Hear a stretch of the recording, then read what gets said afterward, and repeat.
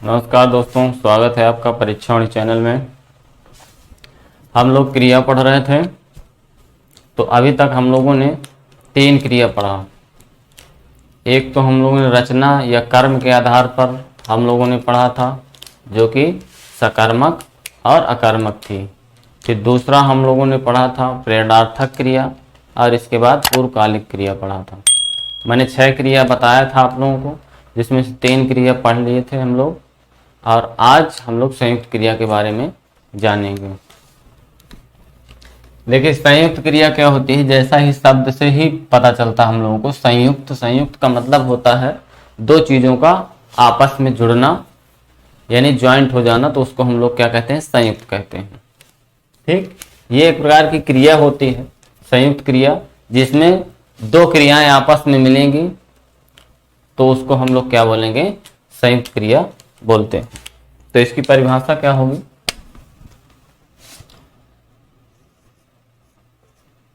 दो क्रियाओं के मेल से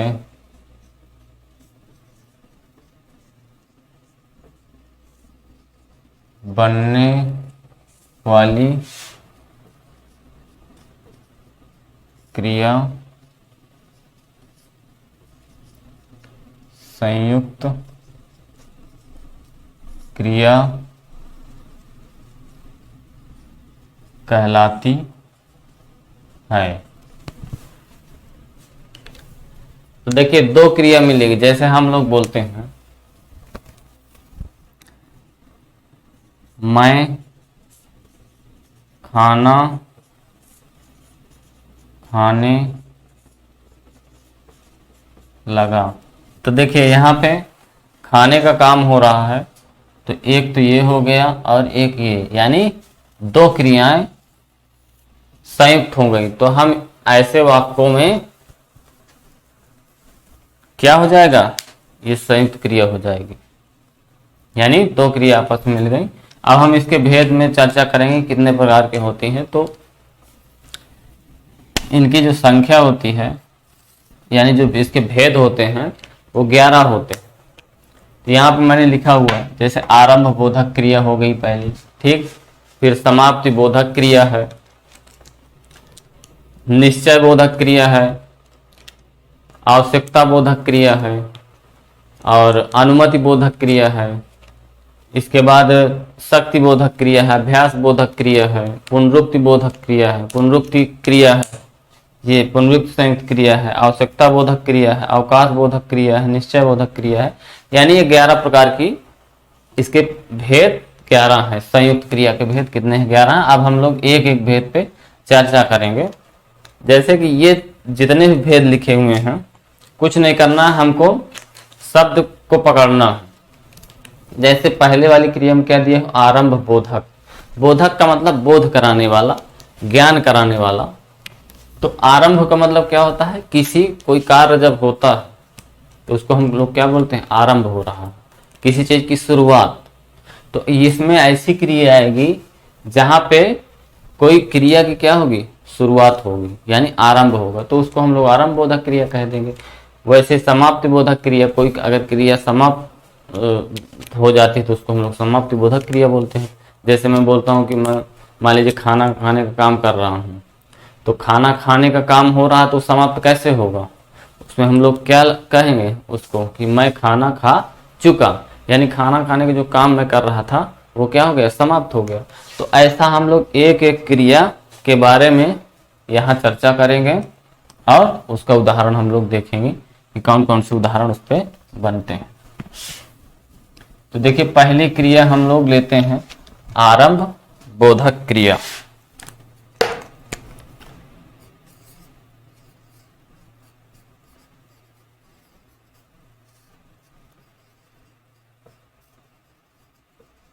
आरंभ बोधक क्रिया, इसकी हम परिभाषा भी जानेंगे क्या है। जिस संयुक्त क्रिया से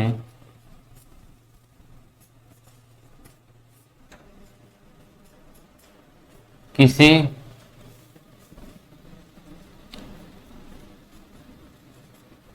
आरंभ होने का कार्य हो उसे आरंभ बोधक संयुक्त क्रिया कहते हैं। क्या है? जिस संयुक्त क्रिया से किसी आरंभ होने का कार्य, कोई कार्य आरंभ होने का कार्य हो, उसे हम लोग आरंभ बोधक संयुक्त क्रिया कहते हैं। यानी कोई कार्य होगा जिसकी शुरुआत होगी। तो इसका उदाहरण हम लोग देखते हैं। जैसे हम लोग बोलते हैं मैं खाना खाने लगा। तो ये क्या है? खाना खाने का जो क्रिया हो रही है, जो काम हो रहा है, वो खाना खाने लगा, यानी उसका आरंभ होने लगा। जैसे मुझे कोई काम करना है, पढ़ाना है, तो पढ़ाने के लिए जब वो आरंभ होगा तो हम उसके लिए क्या बोलेंगे कि मैं पढ़ाने लगा। यानी पढ़ाने का काम मैंने क्या कर दिया? आरंभ कर दिया। तो ये आरंभ बोधक क्रिया है। और हम लोग आके देखते हैं मोहन पत्र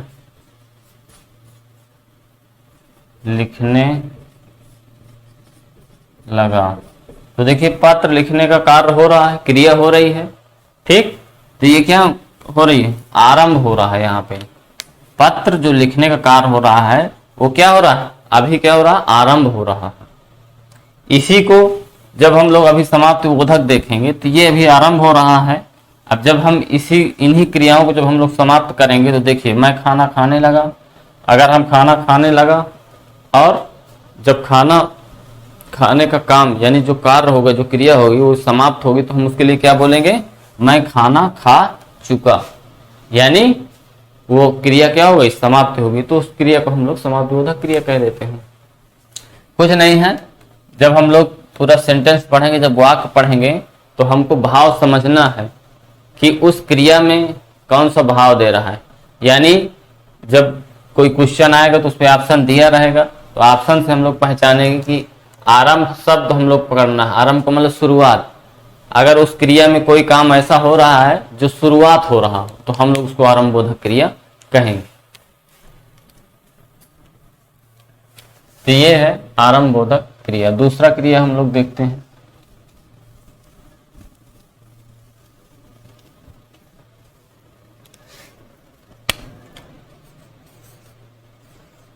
दूसरी क्रिया है समाप्ति बोधक क्रिया।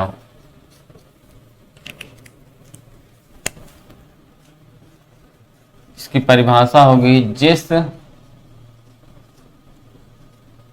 संयुक्त क्रिया से किसी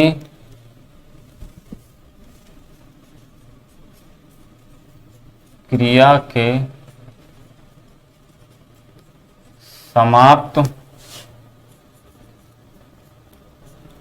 होने का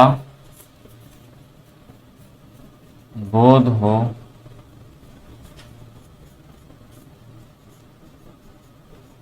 उसे समाप्ति बोधक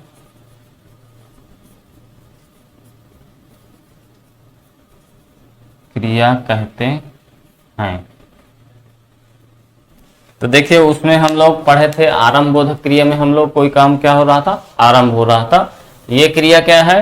वो कार्य हम लोग जो करेंगे उस पर क्या भाव देगा? उस समाप्त होने का भाव देगा। यानी जिस संयुक्त क्रिया से किसी क्रिया के समाप्त होने का बोध हो यानी ज्ञान हो, उसे हम लोग क्या बोलेंगे, समाप्ति बोधक क्रिया बोलेंगे। जैसे हम लोग उसमें हम लोगों ने आरंभ किया था, तो हम लोग यहाँ क्या बोलेंगे उसको, मैं खाना खा चुका।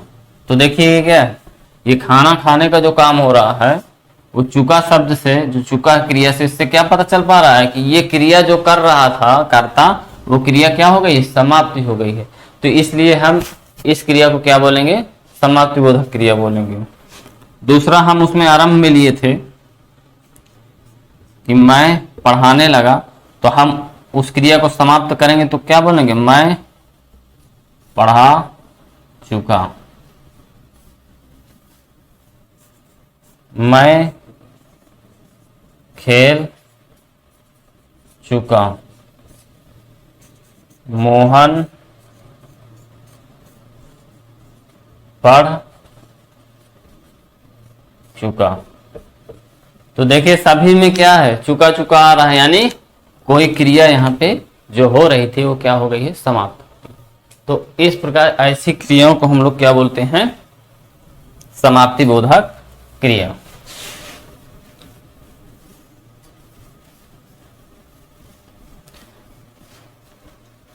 अगला हम लोग पढ़े रहे हैं अनुमति बोधक क्रिया।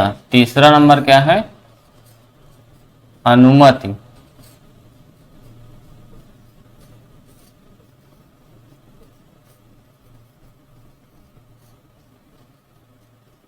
अनुमति बोधक क्रिया, इसमें क्या है, अनुमति, इस शब्द से हमको क्या पता चल रहा है, अनुमति लेने का इसमें क्या होगा, बोध होगा। यानी ऐसी क्रिया होगी जिसमें हम लोग किसी से अनुमति लेंगे, किसी से परमिशन लेंगे। जैसे हम लोग इसकी परिभाषा देखते हैं क्या है, जिस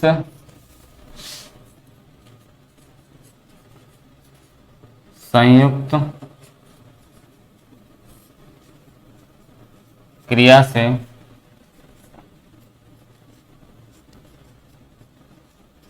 अनुमति का बोध हो उसे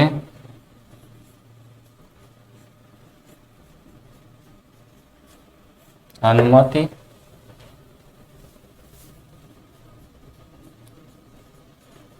बोधक क्रिया कहते हैं। यानी इस पर ऐसी क्रिया इस पे आएगी जिसपे क्या होगा, अनुमति लेने का काम होगा। जैसे हम लोग बोलेंगे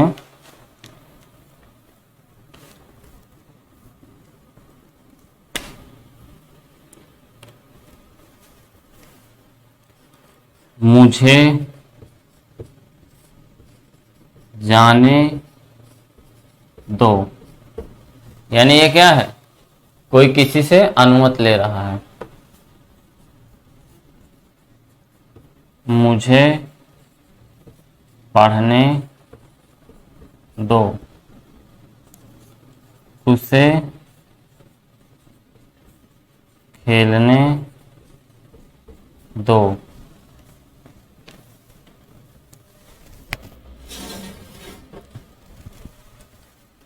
तो ऐसी क्रिया क्या होगी, ऐसी क्रिया को हम लोग बोलेंगे अनुमति बोधक क्रिया।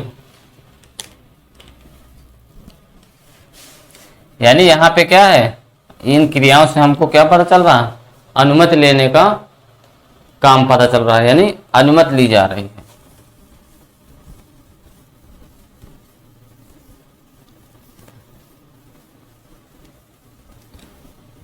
अगली क्रिया है नित्यता बोधक।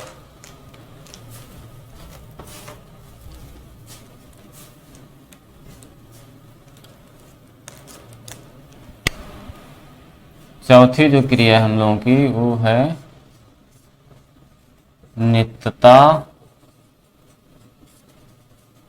बोधक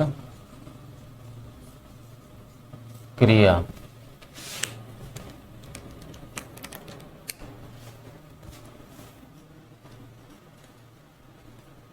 जिस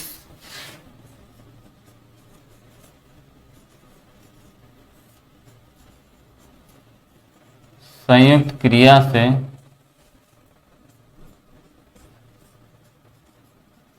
नित्यता का बोध हो उसे नित्यता बोधक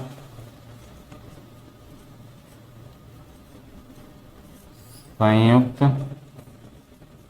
क्रिया कहते हैं। नित्यता का मतलब क्या होता है? नित्य का मतलब हमेशा, यानी इसमें नित्यता का बोध होगा। ऐसी क्रिया आएंगी जैसे हम लोग बोलते हैं हवा चल रही है, ठीक। मोहन पढ़ रहा है, जिसको हम लोग कंटिन्यूअस बोलते हैं। होता क्या है कि इसमें जो क्रिया आएगी उस क्रिया से ना तो आरंभ का पता चलेगा ना तो समाप्ति का पता चलेगा। वो क्रिया से हमको क्या पता चलेगा? नित्यता। नित्यता का मतलब हमेशा लगातार वो क्रिया क्या होगी, हो रही होगी। जैसे इससे हमको क्या पता चल रहा है? मोहन पढ़ रहा है, तो मोहन पढ़ रहा है, ना तो वो पढ़ चुका है ना तो पढ़ना आरंभ किया है, वो पढ़ रहा है और अभी भी पढ़ रहा है। इस क्रिया से हमको ये तो पता चल पा रहा। हवा चल रही है, तो हवा क्या है? हवा चल रही है। ये क्या है? नित्यता का बोध करा रहा है। और उदाहरण हम लोग देखते हैं, जैसे आलोक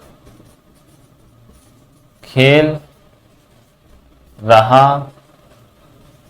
है।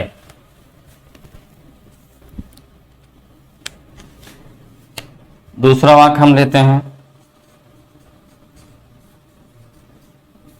सीमा खाना बना रही है। तो क्या है इसमें? चारों वाक्यों में हमको जो भी क्रिया हो रही है उस क्रिया से क्या पता चल पा रहा है? वो क्रिया अभी हो रही है, वो क्रिया समाप्त नहीं हुई है, वो क्रिया क्या चल रही है? क्रिया हमारी कंटिन्यू चल रही है।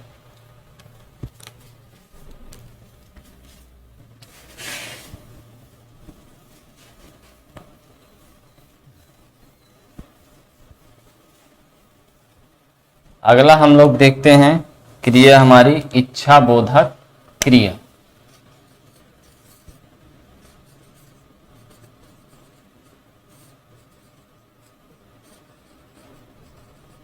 इच्छा बोधक क्रिया।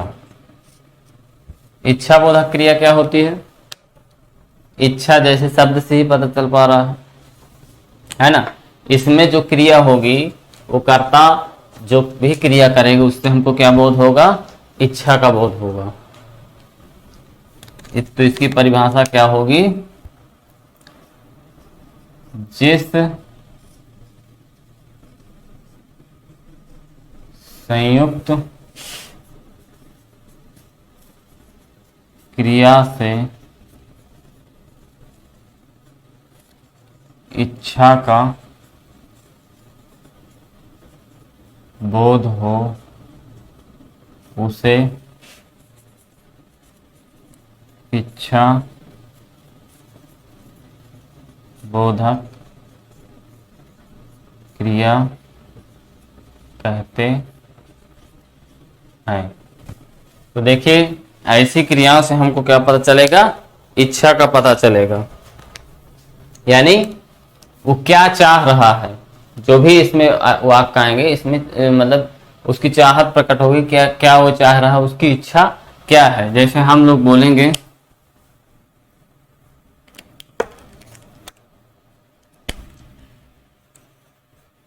कोमल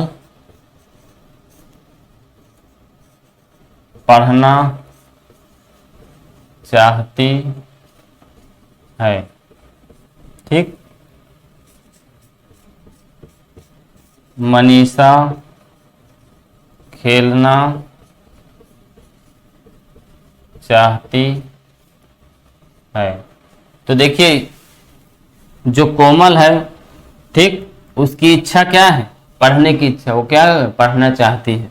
मनीषा क्या है? उसकी इच्छा क्या है? खेलना चाहती है। मैं समोसा खाना चाहता हूँ। तो देखिए इसकी इच्छा, मेरी इच्छा क्या है? समोसा खाने की। तो ऐसी क्रिया क्या होंगी? इच्छा बोधक क्रिया कहलाती हैं। तो आज के लिए बस इतना ही। धन्यवाद।